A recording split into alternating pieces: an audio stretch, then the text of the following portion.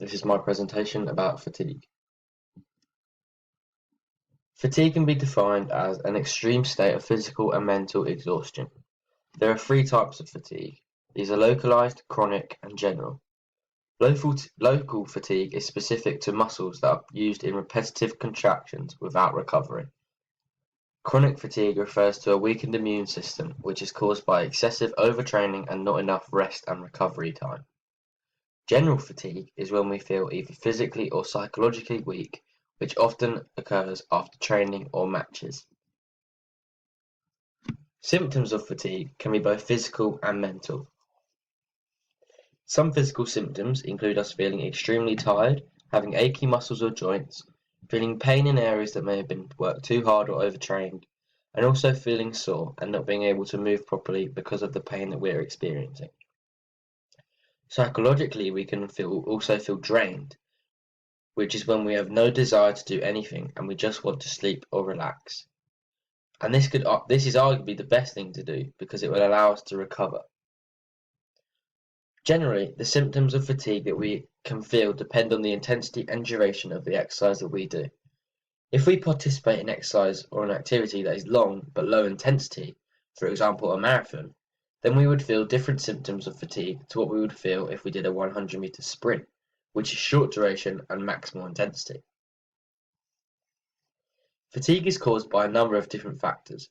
One of these factors is the lack of oxygen being supplied to our working muscles. If our muscles are working, then they need to be constantly supplied with oxygen in order to keep contracting. However, if we fail to provide the muscles with enough oxygenated blood, then they will be unable to work.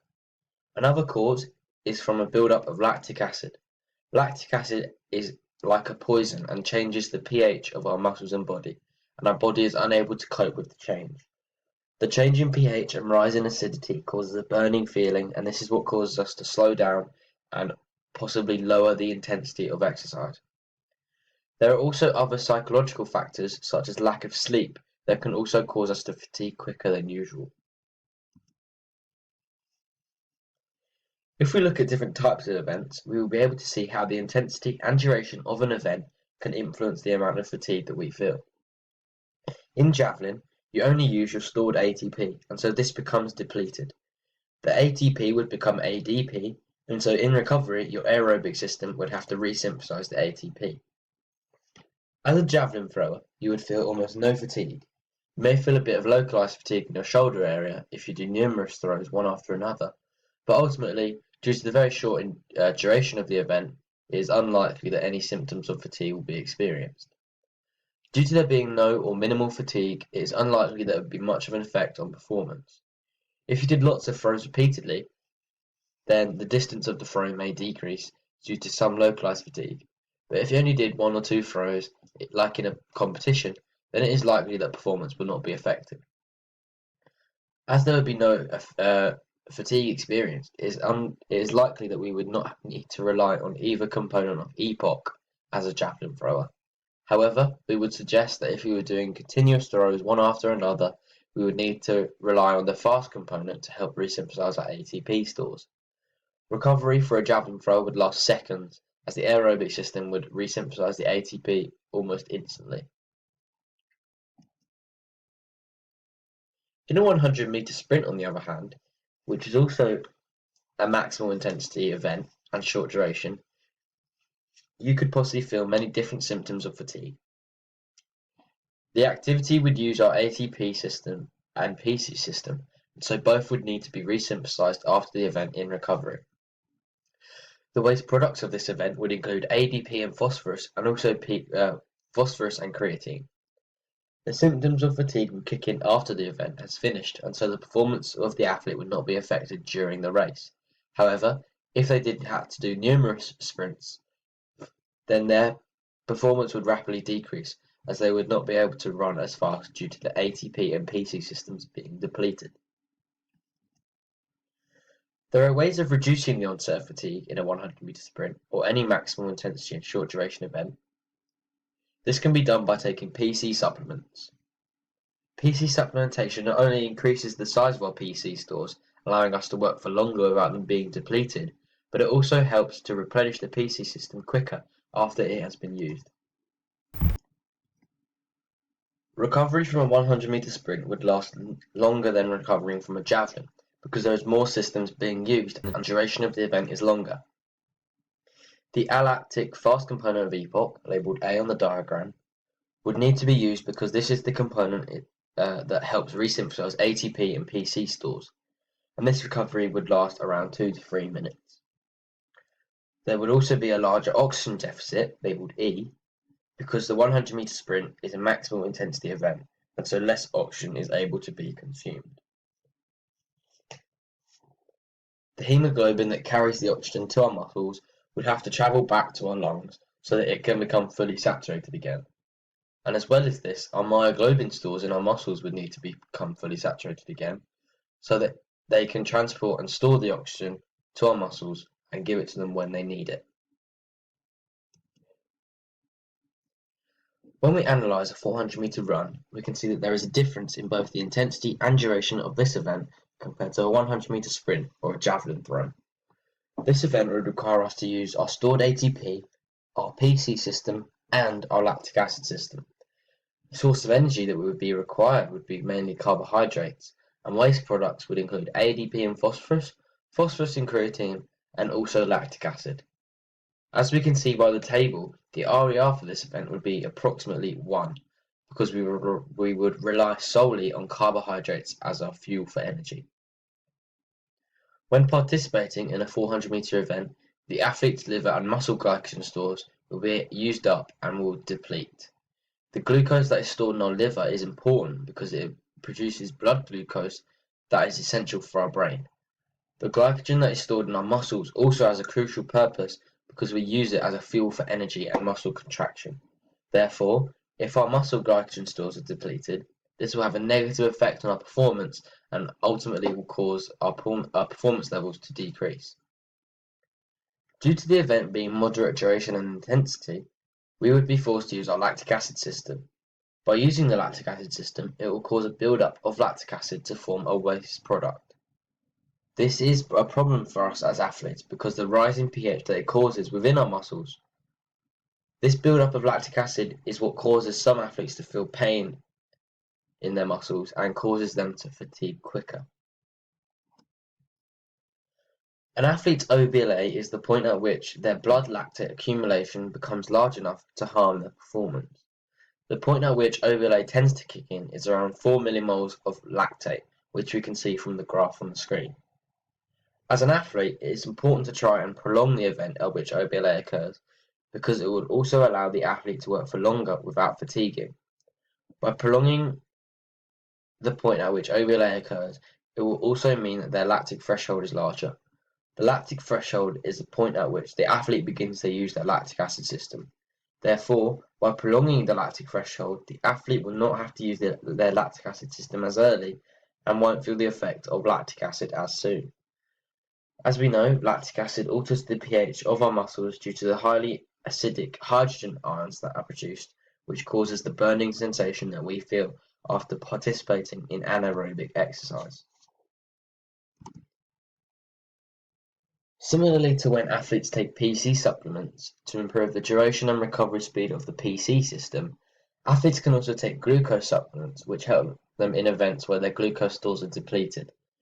By taking glucose tablets or gels like we can see on the screen, athletes are keeping their blood glucose levels up and therefore are able to keep making energy during exercise, allowing them to perform for longer. When recovering from a 400 meters, the overall recovery time would be longer compared to a 100-meter sprint or javelin throw because more energy systems are being used. The duration of the event is longer. The alactic fast recovery component would still be used to help resynthesize the ATP and PC stores, but the lactacid slow component would be used and would become the more dominant system out of the two because of the lactic acid system being used. The lactic acid system is the most dominant system used during a 400 meters, and so this system will need to be resynthesized slower. The effects of exercise aren't necessarily felt immediately after the event. An athlete can feel the effects of training or matches after a few days after performing, and this is known as DOMS, or delayed onset of muscle soreness. DOMS can any other training for a few days after a heavy session because of the damage that is done to our muscle fibers. The feeling that DOMS brings is because of our myofibrils being torn or muscles being strained.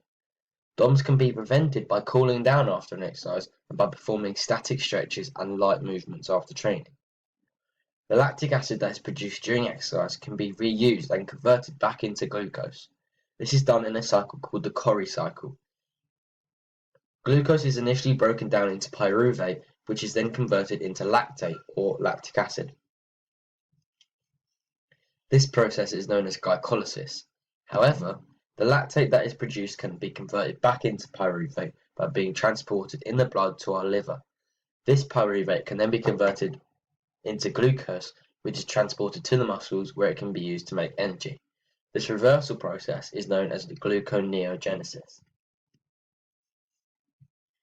Marathon is a type of event that can be described as submaximal intensity and high duration. Athletes that compete in marathons will use all of their energy systems to help produce energy. Initially, the stored ATP will be used, and then the PC system. Once these two systems have been depleted, our body will move on to using our lactic acid system. However, unlike the events we have analysed before, a marathon is a long duration and so requires us to use our aerobic system as well. Using this system will mean that more waste products are reduced. As well as the waste products that come with the PC system and lactic acid system, the aerobic system will also give off carbon dioxide, heat, water, and more hydrogen atoms. A marathon runner will rely on carbohydrates for energy, like a 400-meter runner would. However, due to the longer duration of a marathon, other fuels will have to be used to help produce more energy. Another fuel that the athlete would use is fats.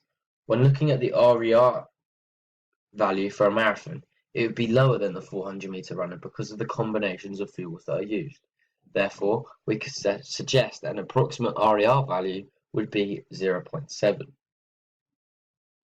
Athletes are able to train their body to use their fat stores during submaximal exercise as a way of producing energy. Instead of using carbohydrates or glucose, our fat stores are much larger and so we'll be able to produce energy for longer, compared to when we use glucose. This will be much more beneficial for an athlete as it will allow them to run for longer and more efficiently, giving them an advantage over someone who is relying on carbohydrates. Carbo loading or glycogen loading is a way of avoiding and slowing down the effects of fatigue. Athletes who are going to participate in a marathon or an event that is of similar duration will normally starve themselves of carbohydrates so that their body starts to panic and craves the carbohydrates.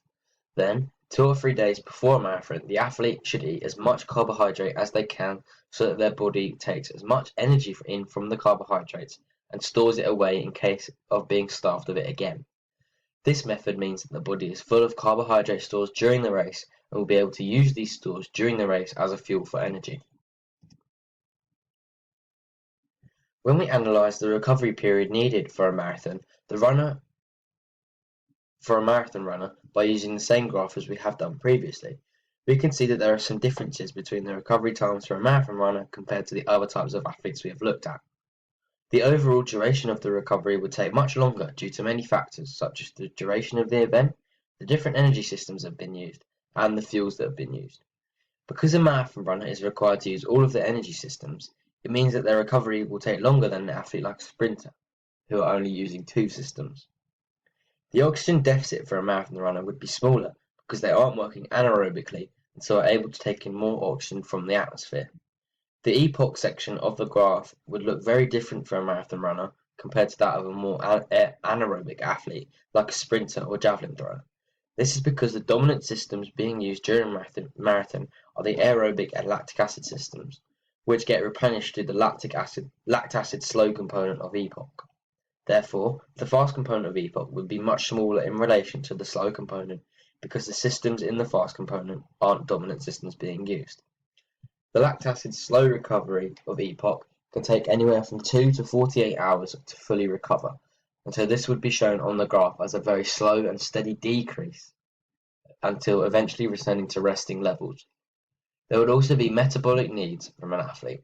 Some of these demands would include oxygen being required by the muscles to work, and we would also need to continue to pump blood around our body so that we don't experience blood pooling and struggle to return